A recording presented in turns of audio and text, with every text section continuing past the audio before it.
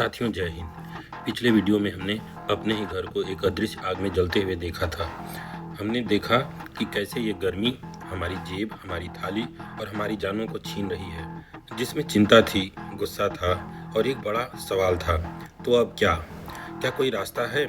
आज का वीडियो उसी सवाल का जवाब है, और जवाब है हाँ, रास्ता है। आज हम निराशा की नहीं, आशा की बात करेंगे। आज हम जानेंगे भारत के उन ब्रह्मास्त्रों के बारे में जो इस गर्मी की लंका में आग लगा सकते हैं। इस अदृश्य दुश्मन से लड़ने के लिए भारत ने एक त्रिस्तरीय रणनीति बनाई है। इसे आप एक रक्षा कवच समझ सकते हैं।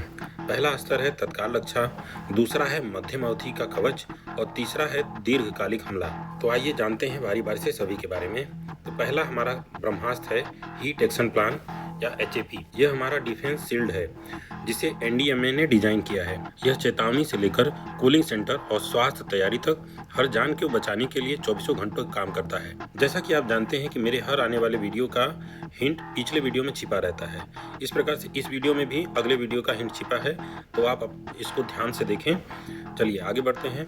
दूसरा ब्रह्मास्त्र अपने शहरों को हीट प्रूफ बनाना। आवास और शहरी मामलों के मंत्रालय और CSE जैसी संस्थाओं की मदद से हम शहरों को ठंडा बनाने की क्रांति ला रहे हैं, जिसमें हम घरों के आसपास हरे पेड़, जिससे उष्मा का अवशोषण कम से कम हो, क्योंकि कंक्रीट के ये जो छत होते हैं आप देखेंगे दिन भर सूरज की रोशनी से गर्म हो जाते हैं और रात को भी गर्म रहते हैं, उससे उष्मा जल्दी निकलती नहीं है। वहीं जहाँ पे वृक्ष होते हैं वो उष्मा को ज़्यादातर अवशोषित होने नहीं देते और ठंडा रहते हैं। और इसके अलावा छतों को हम लोग सफ़ेद कलर की कोटिंग से या पेंट करके हम अपने घरों की जो तापमान को 3 से 8 डिग्री तक कम कर सकते हैं, और ये किया जा रहा है। आइए आप भी अपने यहाँ अपना सकते हैं। और तीसरा और सबसे विनाशकारी ब्रह्मास्त्र, आग की जड़ पर सीधा प्रहार।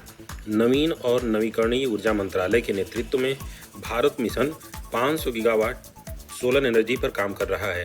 हम कोयले के युग को पीछे छोड़कर सौर शक्ति के आत्मनिर्भर युग में प्रवेश कर रहे हैं। हमारे देश में हमारे घरों तक बिजली ग्रिड के माध्यम से पहुंचती है।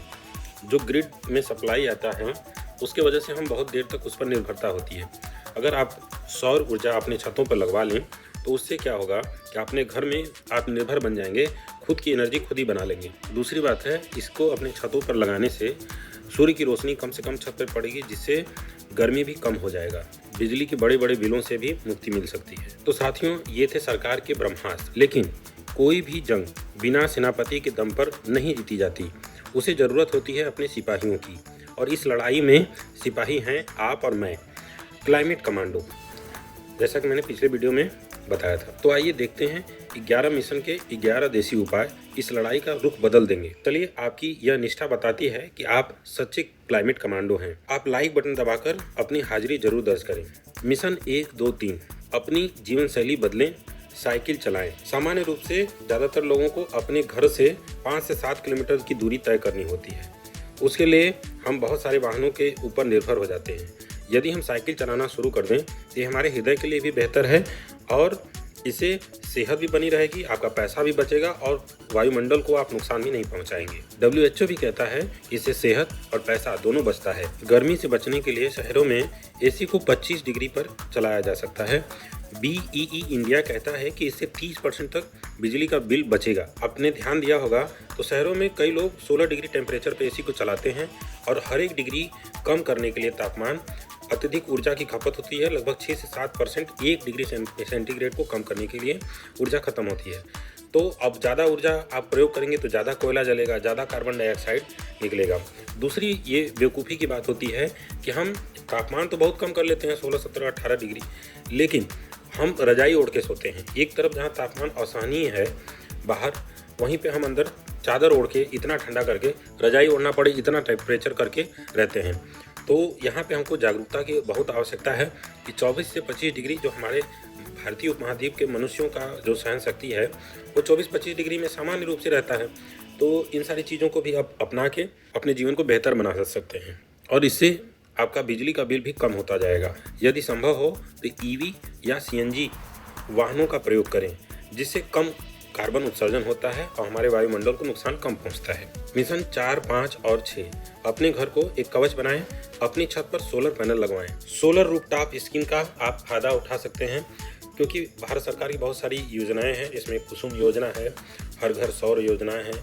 इस प्रकार की योजनाओं में आपको बहुत अच्छी मात्रा में सब्सिडी मिल जाती है, जिसे आप अपने छतों पर लगवाकर उसका प्रयोग कर सकते हैं और जिससे आपका बिजली का बिल भी बचेगा, कार्बन उत्सर्जन नहीं होगा। सबसे बड़ी बात कि आपकी जेब से जो पैसे जा रहे हैं वो तो बचेंगे ही, उसके साथ आपको ग्रिड से होने वाली कटौती से भी बच जाएंगे, क्योंकि ये सोलर पैनल जब तक इस पर रोशनी रहती है तब तक ये बिजली बनाता रहेगा। अपने जीवन में कम से कम 3 पेड़ लगाएं। IIT दिल्ली कहता है कि एक पेड़ 20 किलो कार्बन डाइऑक्साइड सोखता है। और यदि आप गांव में रहते हैं तो आपने खस की टाटी देखी होगी। खस की टाटी पर पानी मार देते थे, बचपन में हम लोगों ने देखा है।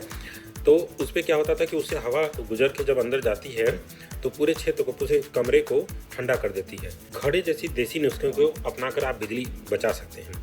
घड़े का प्रयोग करेंगे तो उसमें पानी ठंडा रहता है, वो सामान्य रूप से हमारे पीने लायक रहता है।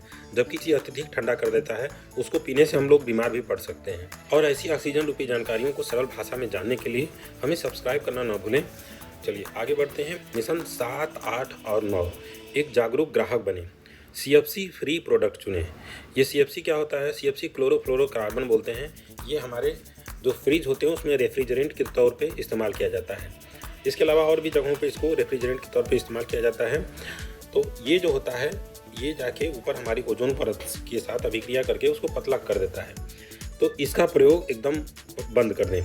जो इस समय नई तकनीक बनी है, वो नए कूलेंट आ रहे हैं, नए रेफ्रिजरेंट आ रहे हैं, उनको ही अपने जो फ्रिज में जो गैस डाली जाती है वहाँ पे प्रयोग किया जा सकता है। UNEP ने इसको बाकायदा सलाह दिया है। अपनी थाली में बाजरा और रागी जैसे मोटे अनाजों को शामिल करें। ICAR कहता है यह स्मार्ट फार्मिंग है और पानी की हर बूंद को बचाया जा सकता है। क्या होता है कि मोटे अनाज जो होते हैं वो कम पानी में उग जाते हैं आसानी से, उनकी ज़्यादा देख रेख भी नहीं करनी पड़ती। मिलेट्स या मोटे अनाज उत्तर भारत के मैदानी क्षेत्र के अलावा अन्य क्षेत्रों तक फैली हुई ये स्थानीय प्रजाति हुआ करती थी, किंतु वर्तमान में आप देखेंगे कि सभी खेतों में धान की खेती अत्यधिक होती है, जिससे धान के लिए पानी की आवश्यकता बहुत ज़्यादा होती है। और पानी जिस भी फसल में रहता है वहाँ से मीथेन गैस रिलीज होती है, जो कि एक ग्रीन हाउस गैस है। मिलेट्स का प्रयोग करना शुरू करेंगे, जिनसे आपका स्वास्थ्य भी बेहतर होगा, जो हमारा वातावरण है उसके लिए भी लाभदायक है। और सबसे महत्वपूर्ण मिशन 10 और 11, अपनी सोच बदलें, ये सह लेंगे वाली मानसिकता छोड़नी होगी। WHO कहता है कि 50 डिग्री से ऊपर का तापमान हमारे लिए बहुत खतरनाक है। हमें बदलना ही होगा, हमें लड़ना ही होगा।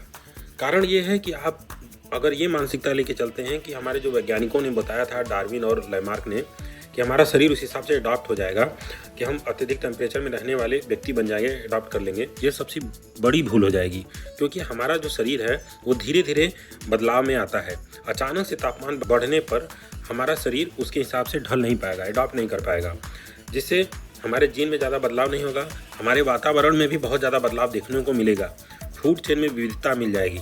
ग्लेशियर पिघलने से हमारे यहाँ फसलों की उपलब्धता दूसरे प्रकार से बदल जाएगी, फसलों की उत्पादकता भी घट जाएगी। तो ये हैं वो 11 सरल कदम जो हर भारतीय, हर क्लाइमेट कमांडो उठा सकता है। याद रखिए, आपके द्वारा उठाया गया हर एक छोटा कदम आपको 3 बड़े फायदे देता है, जैसे आपकी पैसे की बचत, आपके परिवार का बेहतर स्वास्थ्य और सबसे बढ़कर देश की सेवा और हमारे इस पृथ्वी माता की रक्षा भी होगी, जिससे हमारी अगली पीढ़ी ठीक से अपना निर्वहन कर पाए। एक सपना है एक ऐसे भारत का जो न सिर्फ आर्थिक रूप से महाशक्ति हो, बल्कि रहने के लिए एक ठंडा, स्वच्छ और स्वस्थ देश भी हो। ये सरकारी योजनाएं और आपके ये देसी उपाय, ये सिर्फ उपाय नहीं हैं, ये उस सपने का हकीकत बनाने का मंत्र हैं।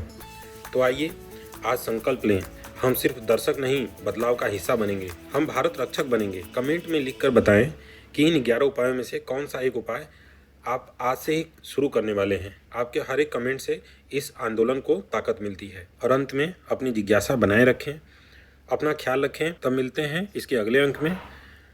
धन्यवाद। जय हिंद।